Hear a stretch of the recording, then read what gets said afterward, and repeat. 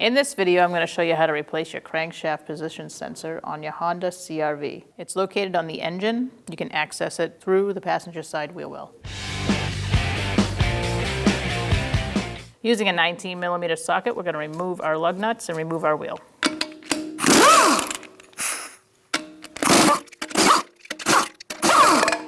Make sure you have a hand on the wheel for that last one. Sometimes the wheel wants to jump off. Using a trim tool, you're going to remove these plastic grommets and peel this back. I'll let it just hang underneath. All right, so we're going to disconnect our connector by pushing in and pulling. Set that off to the side. Now we're going to use a 10mm socket. You may need a 1/4" socket to fit in there. And we're going to loosen that bolt.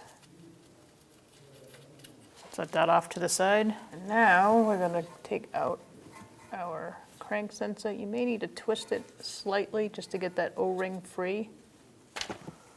And there we go. Make sure you put some motor oil on your O-ring before installing. And make sure your surface is clean. You can do that just by wiping it down. Make sure there's no debris. And then you're going to insert with the bolt hole going down. Apply some pressure. You can start threading your bolt. It's easier to thread it in by hand with your socket. Okay, we're going to torque this to 95 inch-pounds. And now we're going to connect our connector. So now that you've installed that, you can put your plastic cover back on. Just line it up. And place your plastic grommets in there. Secure it.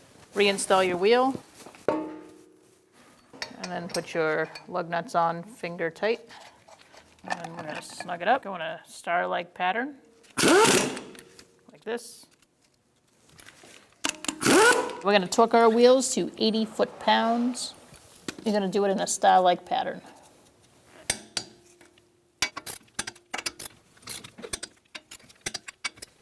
And I like to go around one more time to make sure I got them all.